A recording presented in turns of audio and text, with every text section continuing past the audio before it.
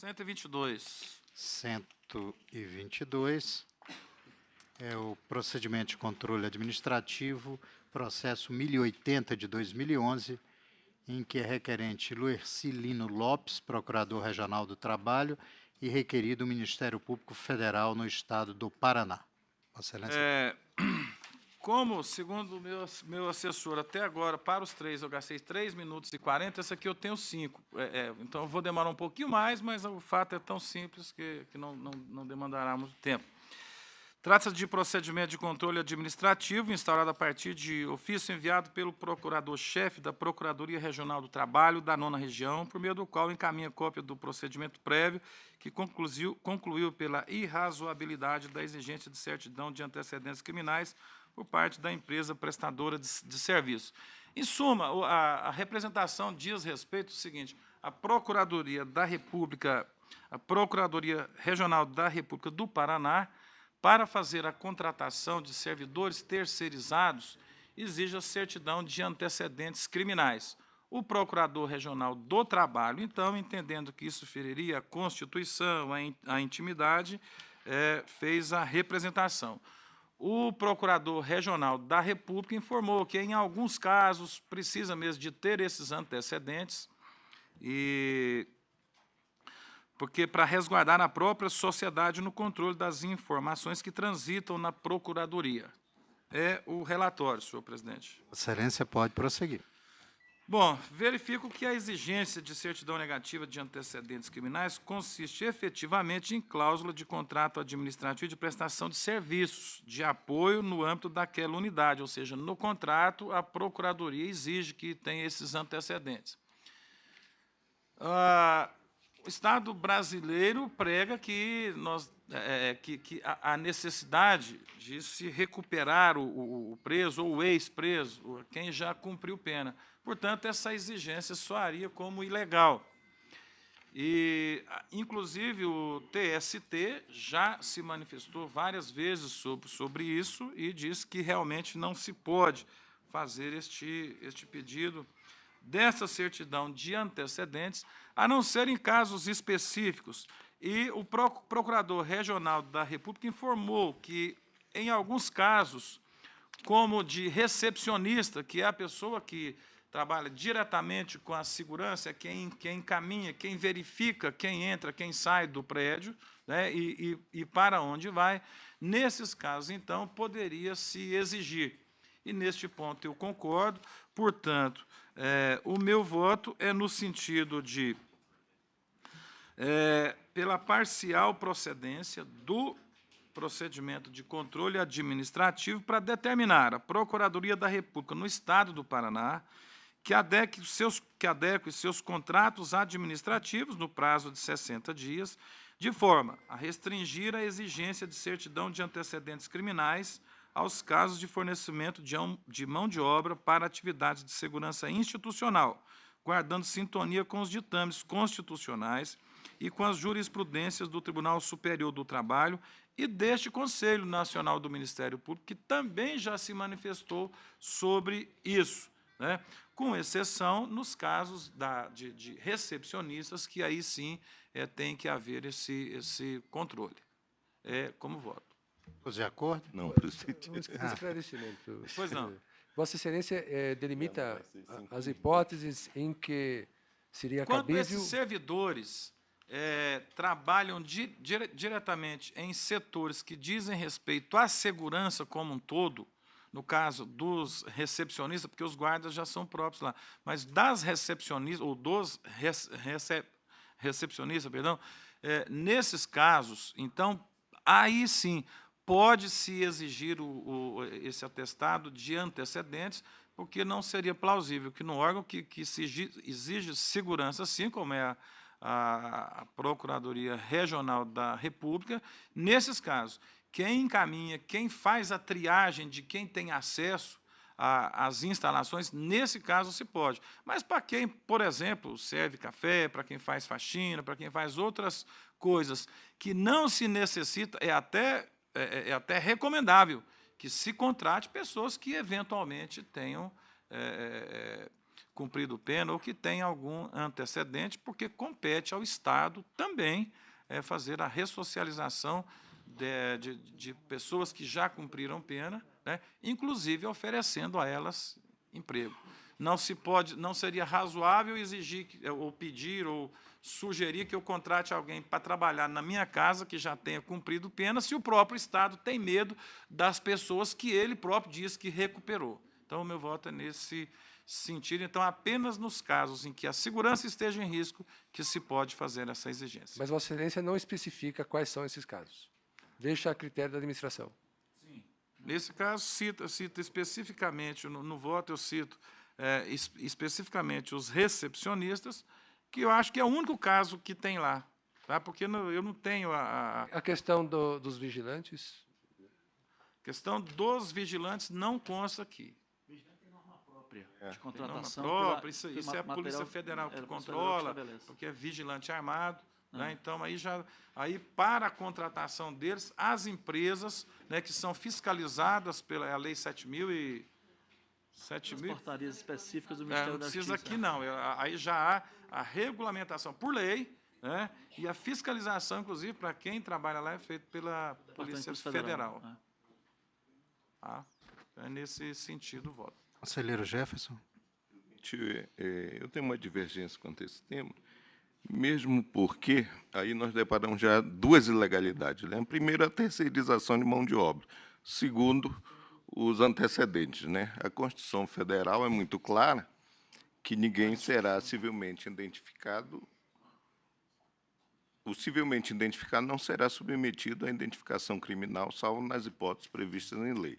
A Lei 9.029, de 95, que trata no regula essa matéria do direito do trabalho, em seu artigo 1º, ela é muito clara.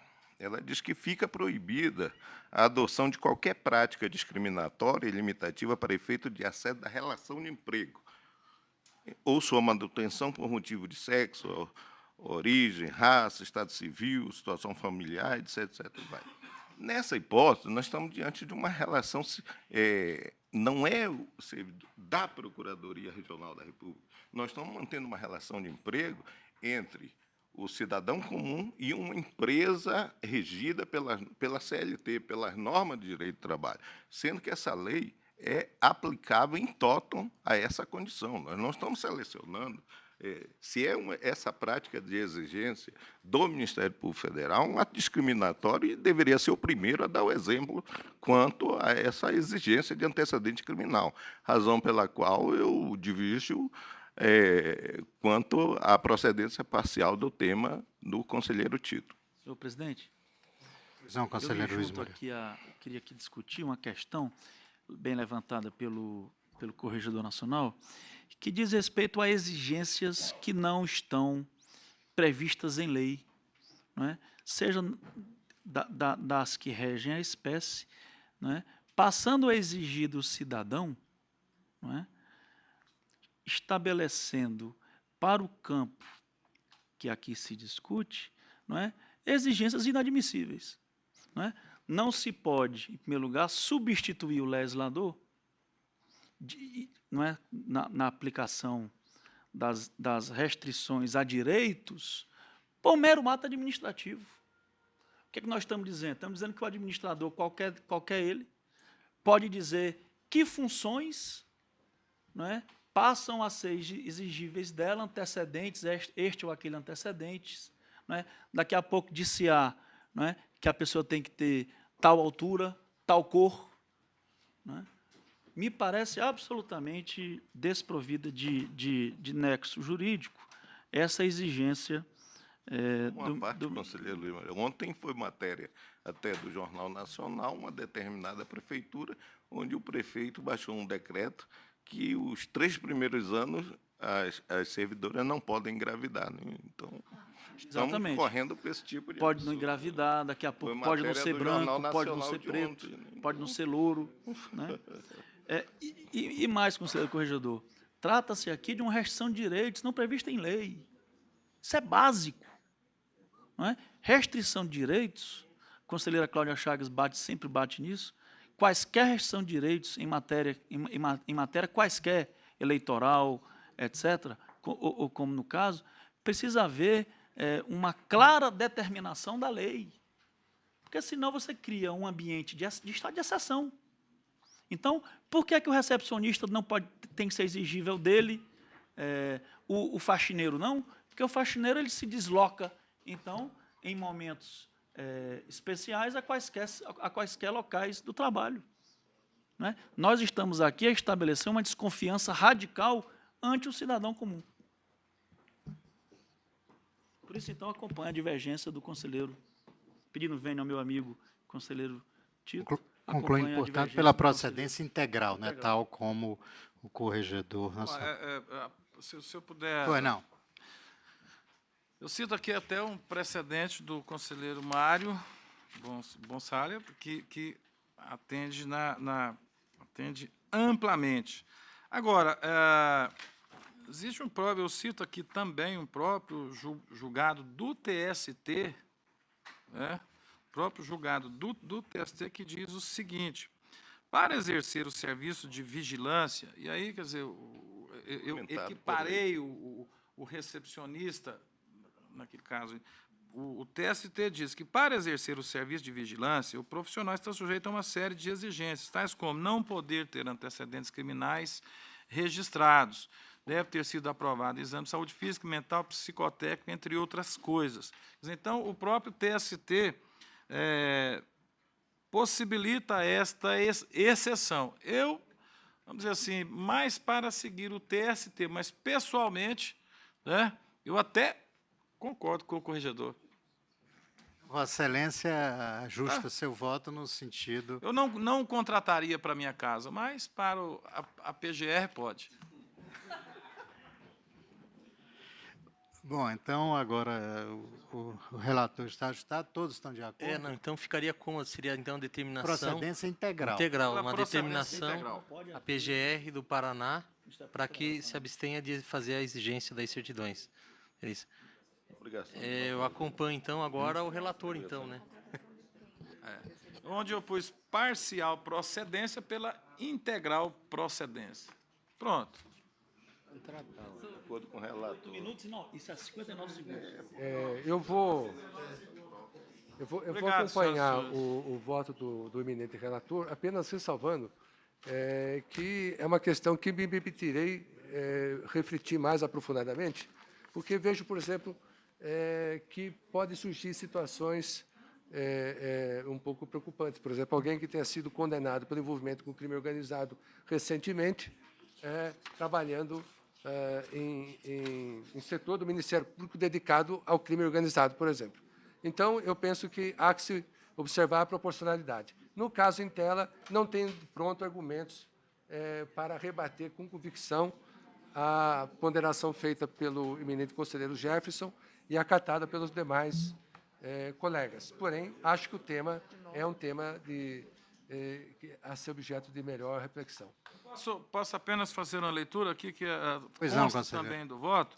Aspas. A exigência trazida pelo artigo 8º, 3 da APGJ, no sentido de que o estagiário deve apresentar, quando sua admissão, certidão negativa de antecedentes criminais, não encontra suporte na lei ou na resolução deste Conselho, afigurando-se descabidas, sobretudo quando levados em conta os esforços que têm sido empreendidos pelo poder público no sentido de reinserir socialmente, após o cumprimento da pena, as pessoas condenadas criminalmente, em especial os egressos do sistema penitenciário.